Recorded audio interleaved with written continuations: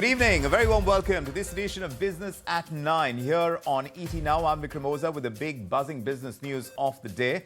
And we are coming to you from a country that is really sweltering and yes, the financial capital ever so much more. The nation, of course, reeling under a severe heat wave. This even as the national capital region has experienced some respite in the last few days. The peninsular parts, at this point in time, they continue to face intense heat wave conditions. And speaking about the financial capital, the unprecedented turn of events, the temperature rise, it has skyrocketed 5 degrees in a span of a single day. We've been tracking the heat wave and here's a special report on this.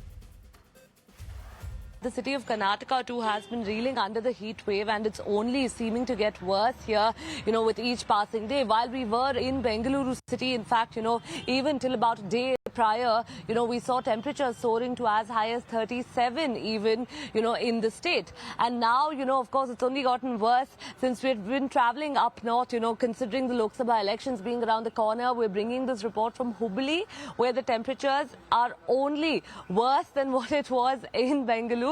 North Karnataka essentially has been witnessing the worst summers, and these aren't even regular summers. The heat wave is only making the temperatures rise further. It's not just parts of Maharashtra, but as correctly you have mentioned that across several parts of nation we are experiencing heat wave, and this is the reason why IMD after prediction of heat wave have also issued an advisory. The officials have stated that the Celsius can go up to 38 degree, and after this we also see that specific regions like Vidarbha and Marathwada are some of the regions where already they were experiencing heat wave, but now this is the time where we see Mumbai, Navi Mumbai, Raigad, Thane are such places where even the temperatures are soaring more than 35 degree.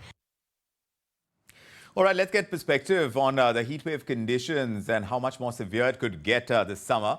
For that, Mahesh Palawat, the Vice President of Meteorology and Climate Change at Skymet Weather Services, joining us. Mr. Palawat, always great to have your perspective on all things connected with our weather conditions. And things are getting pretty difficult in the financial capital across the country as well.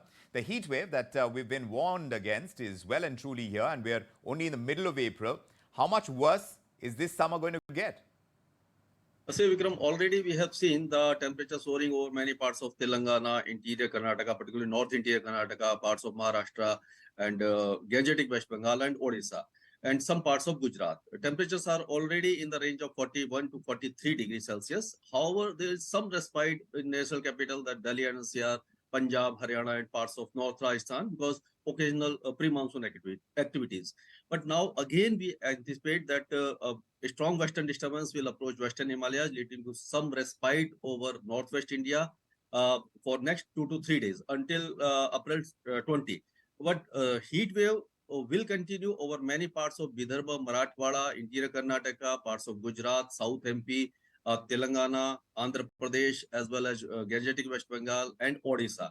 And things are going to get worse because the month of May is the hottest month, and pre-monsoon activities usually remain confined to eastern parts of the country, particularly West Bengal, Odisha, Jharkhand, Bihar, and northeast India, and dust storm and thunderstorm activities over northwest India. But central parts of the country as well as south peninsula will suffer. Yeah.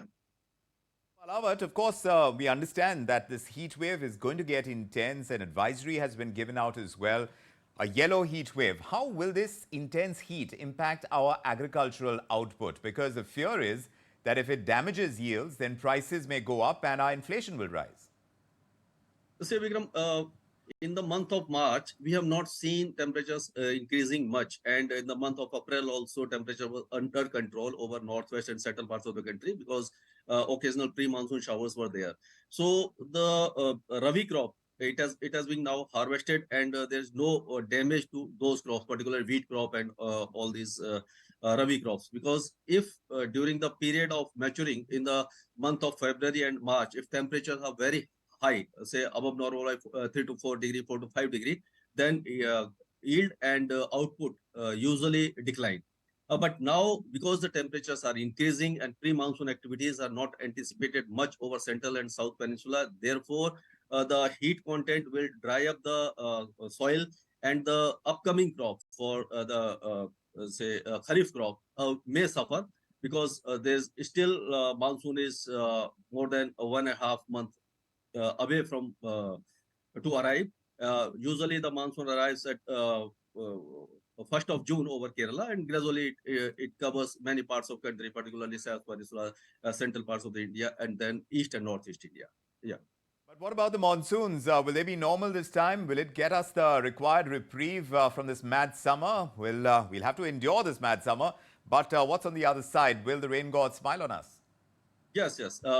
Because now in the 2023 there was a El Nino conditions and monsoon was 94% of LPA, but now Skymet has predicted 102% of LPA, and India Meteorological Department has predicted above normal monsoon of 106%. So we think that it will be above normal or upper side of normal. So most of the country will get sufficient rainfall between June to September, and because La Nina conditions are developing, El Nino is devolving, and the La Nina is developing.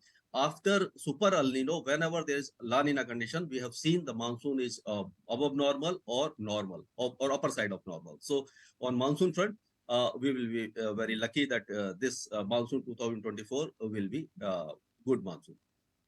Just have to look forward to the monsoon in that case, endure the heat wave, and of course take all the necessary precautions that we've been highlighting from time to time. Any in particular that you'd like to highlight, Mr. Palawat, before we wrap up this discussion? Yes, because now we think that temperatures over particularly central India, that is Vidarbha, Marathwada, and interior Karnataka, Telangana, Andhra Pradesh, and Gujarat, Yes. these areas may experience above normal temperatures in the excess of 45 degrees.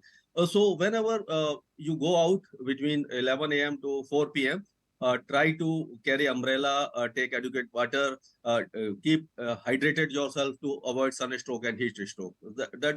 These are all the precautions you must take. Yeah. Mr. Palawat, always a pleasure getting in your perspective. Thank you very much for joining us tonight as well on Business at 9. Let's tell you what happened in the markets today. We've seen another day of declines, and this again now for the third consecutive session. The Nifty has ended below 22,200 eventually, with the top losers being Infosys and IndusInd Bank.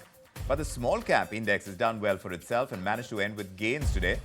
The IT sector was the biggest laggard. PSU banking stocks were also on the downtrend. FMCG and energy stocks, on the other hand, have advanced in today's trade. If you like this video, then like, share and subscribe to ET Now.